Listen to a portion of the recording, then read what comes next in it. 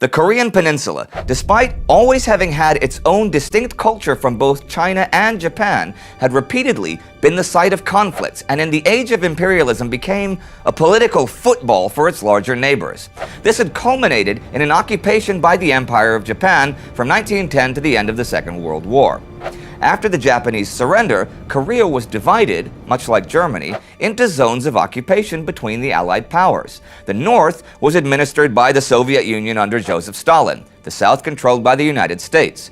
The border between the two regions was defined, somewhat arbitrarily, as the 38th parallel, giving control of the capital Seoul and the major port of Busan to the Americans. Now, as the relationships between the superpowers froze during the latter half of the 1940s with the descending of the Iron Curtain, so did two Koreas emerge, a communist north under Kim Il-sung and a capitalist south under Syngman Rhee. At the time, neither regime was exactly what you'd call democratic, with the army in the south brutally suppressing any left-wing protests and conducting mass executions against suspected communist sympathizers. Although both sides sought control over the entire peninsula, the political divide made this increasingly unlikely via peaceful means. With both Americans and Russians withdrawing by 1949, the stage was set for war. Hostilities broke out June 25, 1950. In a well-coordinated surprise attack, North Korean forces crossed the 38th parallel, quickly routing their undertrained, under-equipped, and outnumbered South Korean counterparts. The small number of American troops still present also found themselves overwhelmed and unprepared. Thousands of Korean civilians and soldiers fled south ahead of the advancing Northern Army, and Seoul fell on the 29th.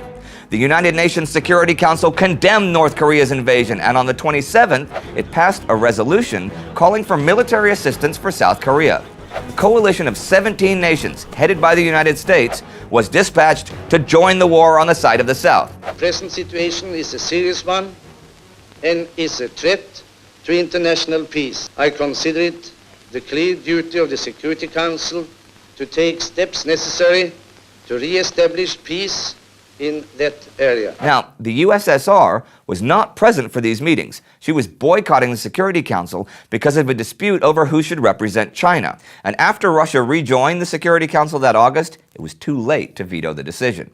It would take a while, though, for the UN troops to arrive.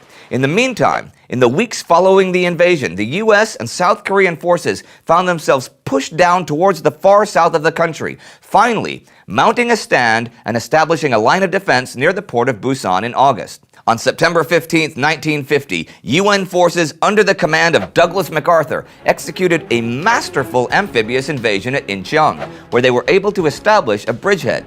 The northern forces, overstretched and demoralized, disintegrated. 2 weeks later, Seoul and the rest of the South were under UN control. The UN command's objectives had been achieved, but US President Harry Truman authorized the pursuit of North Korean troops beyond the 38th parallel, with American and South Korean soldiers entering Pyongyang on the 19th of October. Within a few days, they had pushed North Korean forces almost all the way to the border with China. Now, China had already announced her intention to intervene on the communist side back in August. With the Americans approaching the Yalu River, the Chinese finally launched their counterattack on October 25th. After a decisive but costly victory at the Changchon River at the end of November, they were able to drive the UN forces out of the north.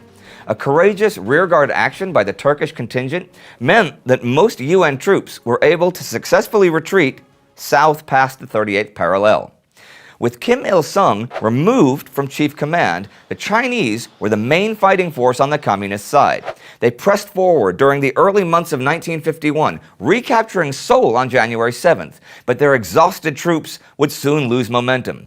By April, the UN had recaptured the capital again. That same month, the charismatic but controversial General MacArthur, who had pursued an aggressive strategy, repeatedly challenged presidential authority and even considered launching nuclear weapons, was relieved of his duty. The Chinese spring offensive of April and May achieved little, despite covert support from Soviet MiG-15 jet fighters. And by the middle of the year, after inconclusive but costly fighting, the front line had settled back to the area around the 38th parallel. For the next 2 years, the war would be a bloody stalemate, with heavy losses, especially among the poorly equipped Chinese, as extended peace talks dragged on. Ultimately, after the death of Stalin in Russia and the election of President Eisenhower in the United States, an agreement was reached and an armistice signed on July 27, 1953. The front line became a demilitarized zone, a 4-kilometer-wide buffer zone patrolled by North Korean, South Korean, United States, and UN troops. It remains the most heavily fortified national border to this day.